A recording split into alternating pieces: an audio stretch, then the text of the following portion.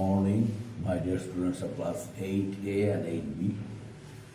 Today, the lesson, chapter number 7, topic Rise of British Power in Bengal. In my previous class, I taught you about the Battle of Buxar, what happened to the Battle of Buxar, who fought in the Battle of Buxar, what was about its effect in Bengal. And today, in pursuance with or in resemblance with the previous points, I would like to analyze today's discussion, today's teaching. The first and foremost point, the Treaty of Allahabad.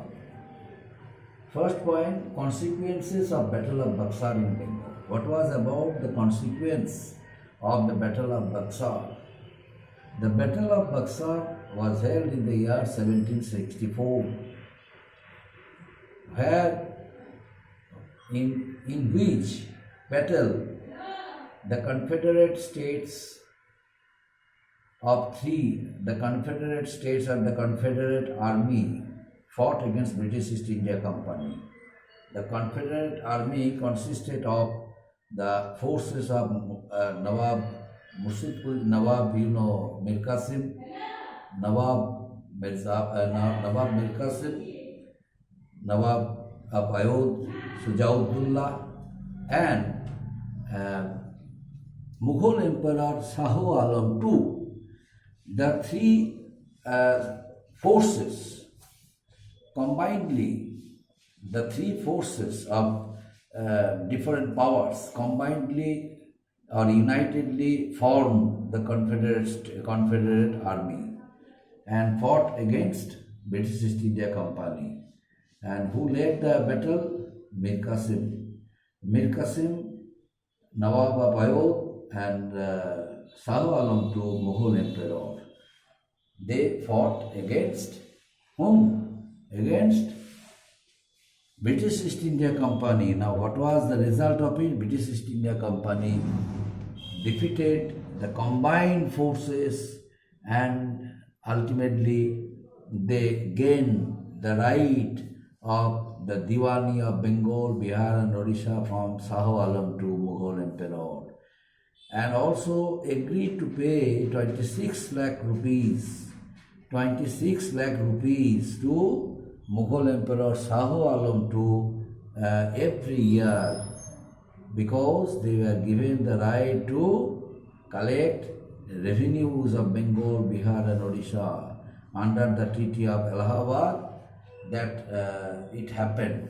Under the Treaty of Allahabad, these terms and conditions were framed, according to which both of the two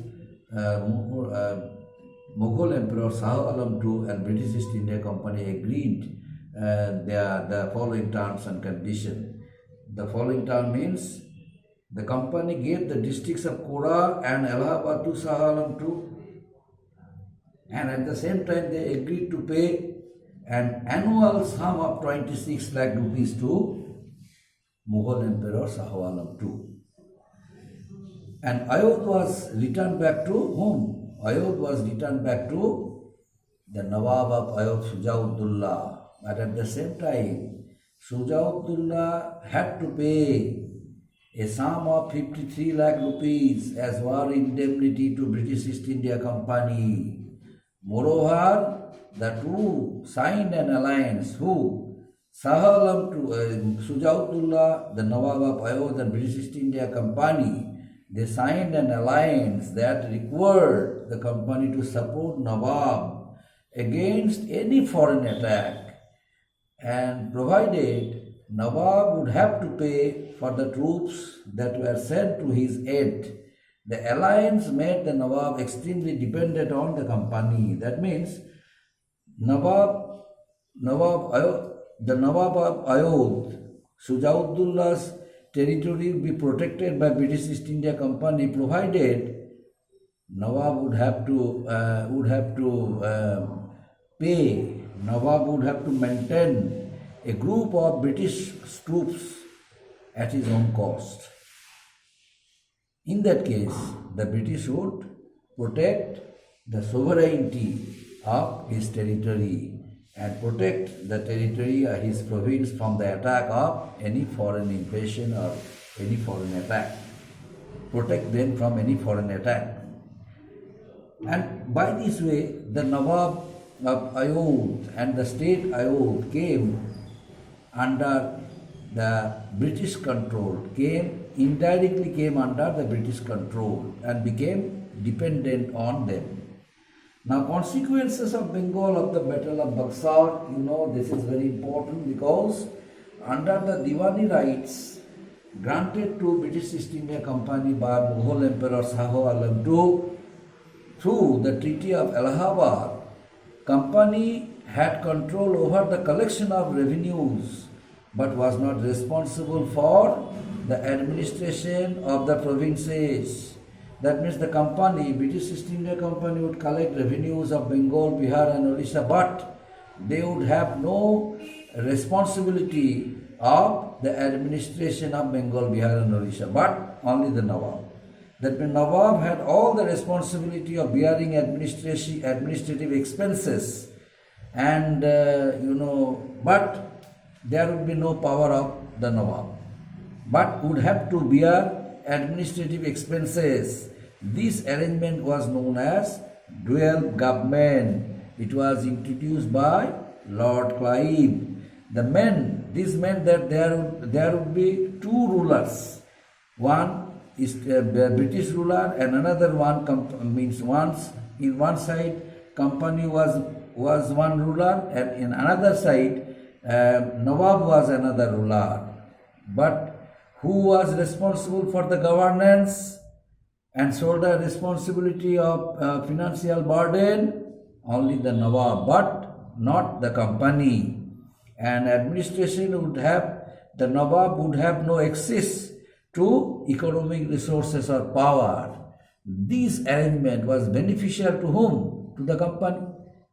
Company was benefited with that system.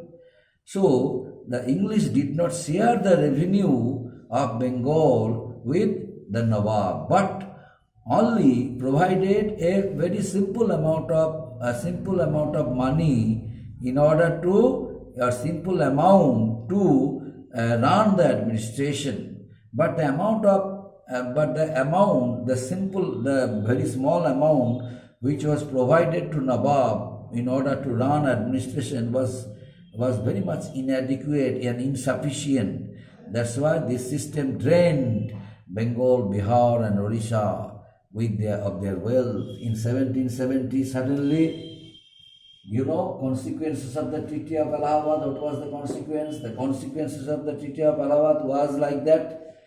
After the Battle of Buxar, the treaty was signed between Mughal Emperor Shah Alam II and British East India Company, according to which British East India Company was given the Diwani of Bengal, Bihar and Odisha, and they obtained the right to collect revenues of Bengal, Bihar and Odisha, and at the same time they gave two important places. They occupied Kor and Allahabad to Mughal Emperor Shah Alam II, and also agreed to pay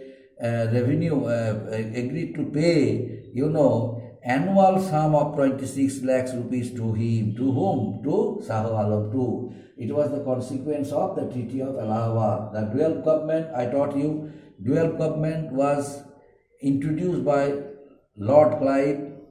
It was a system where there were two rulers. In one side, company was there, means British East India Company, and another side, who was there? Another side, Nawab was there. But in one side where company was there, company had obtained the right to collect revenues of Bengal, Bihar and Odisha. But at the same time, company had no responsibility to bear any financial responsibility of administration but the Nawab. The Nawab would have to bear, or Nawab would have to shoulder the responsibility or administrative expenses. But had no right. The real power was rested in the hands of the Britishers. That's why this system of dual government was not accepted by the people, because it came just like a great misery and loss of the entire administrative structure of the country, of the province. And that's why this meant this arrangement was not beneficial to the company, to Nawab, but to the company. The English did not share the revenue of Bengal with the Nawab, but only a very small amount was provided to them for administration, but it was not adequate. That's why the dual government could not achieve success. It was the most severe famine meanwhile took place, consequences of the dual government. When the dual government was introduced in the country, because of its defect, the Nawab suffered a lot. Nawab suffered a huge amount of financial burden and was unable to rule properly. On the contrary, the British East India Company was able to collect revenues from Bengal, Bihar and Orissa smoothly. There was no alternative way to be obstructed by another one, because it was the system introduced by the Diwani was given to them by Mughal Emperor Shah Alam II in return for 26 lakhs rupees every year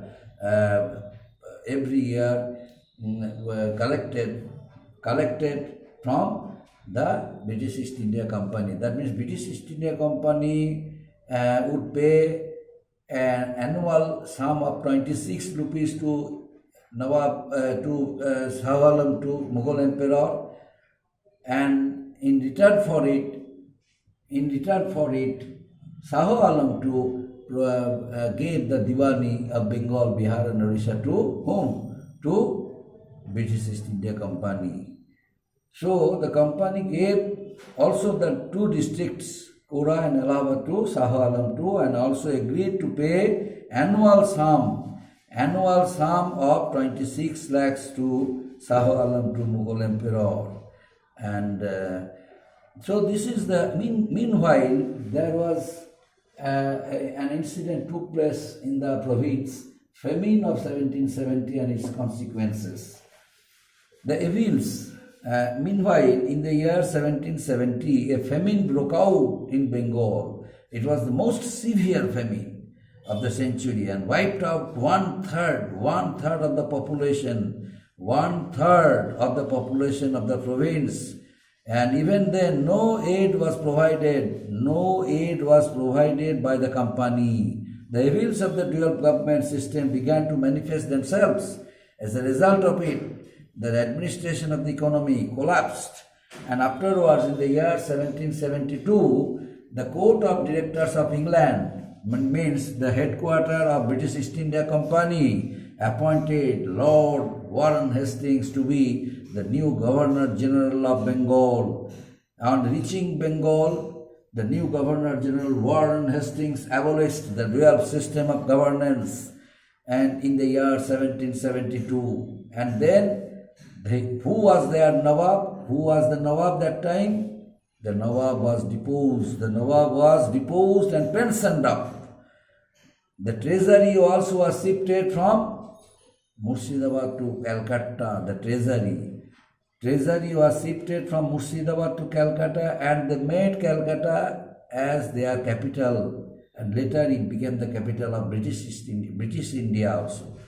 The company took over the responsibilities of that company under the system of the governance directly by the British.